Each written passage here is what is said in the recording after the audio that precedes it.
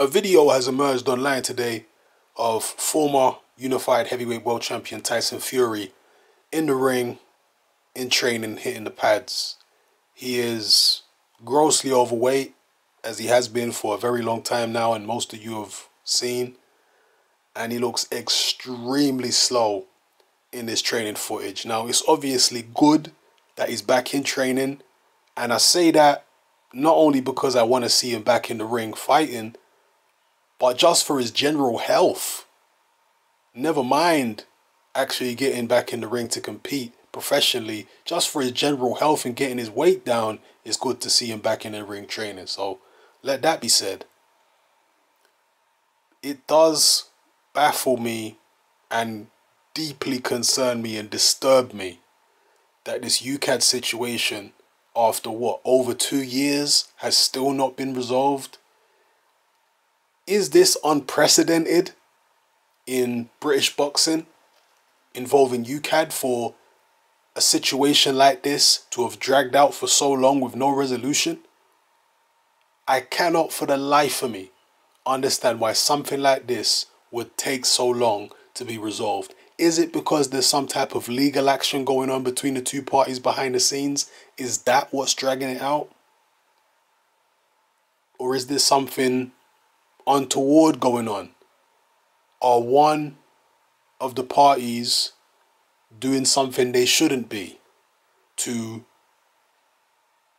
and is that thing that they shouldn't be doing slowing down the process? I wish I was an insider to understand what's going on. Everybody's very tight-lipped. UCAD are not saying nothing. The Furies are hardly saying anything on the subject. It's as if they're all tied up behind legal restrictions. That's what it seems to be. So, I saw an interview on IFL today with Johnny Nelson, and he said he doesn't think Tyson Fury will ever come back.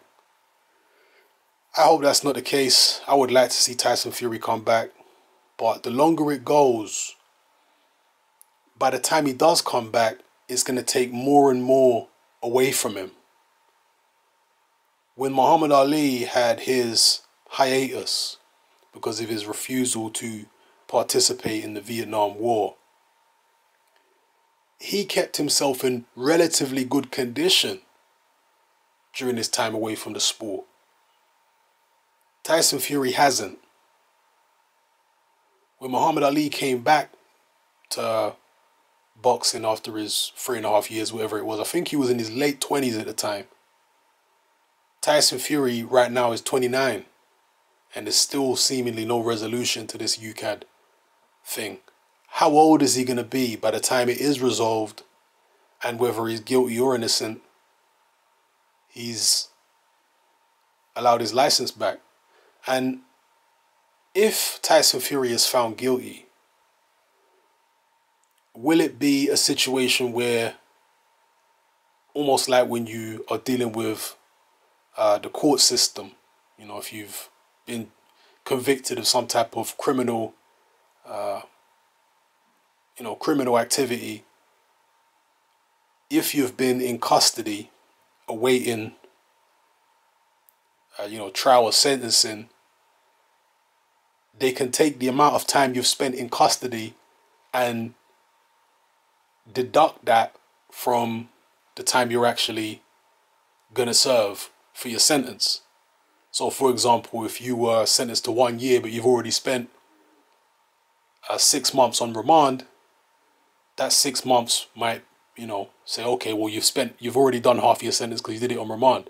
Will that be the case with Tyson Fury if he were to be found guilty? Let's say he gets a 2-year ban. They might say, well, you've already been out the ring 2 years because of this situation, so therefore you can get your license back immediately.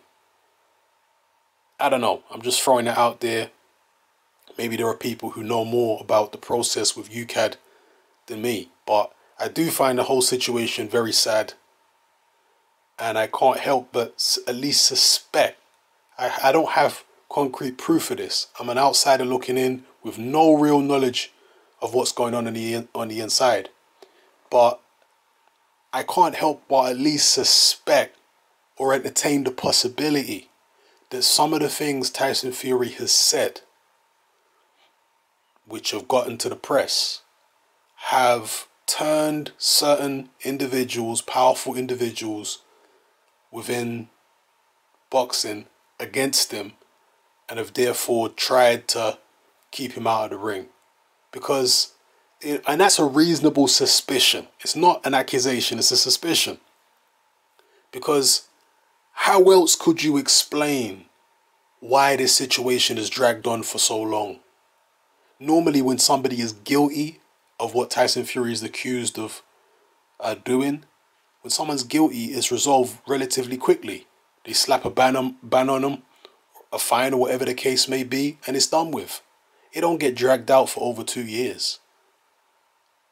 The fact that it has been shows you that something is awry here. Something's not normal. It's not a regular situation here. So what's different? Why has it been dragged out like this? If you've got a better theory, a better explanation, a better suspicion, something more logical that's feasible, then let me know what it is. I don't want to hear no people screaming and shouting, these Tyson Fury haters.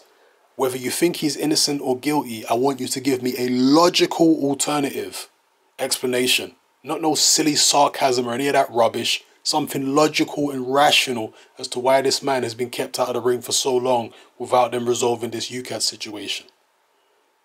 Be calm, be rational, yeah, if you have that capacity, and tell me what the hell is going on here, or what could possibly be going on other than what I've suggested or implied. All right? Drop your comments in the comment section below. Let me know how you feel. Also, have a look at the video, which I've left a link to in the comment section below. Tyson Fury looking in terrible condition. Very sad to see.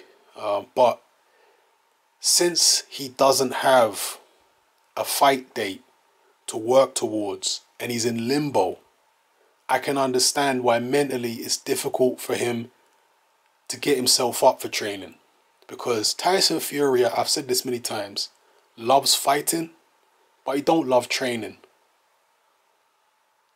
This is the problem with him. He don't love training. He loves fighting. So when someone gives him a fight date, then he can get his head down and get stuck into the training, which he really don't seem to like at all. But he gets himself stuck into the training because he knows that he has a goal and a date. When he don't have any kind of date, he's just, what, training for the sake of training? He don't even like training. You know? It's more difficult for him to motivate himself. So, anyway, let me know how you feel in the comment section below, people. It's Hatman, I'm out.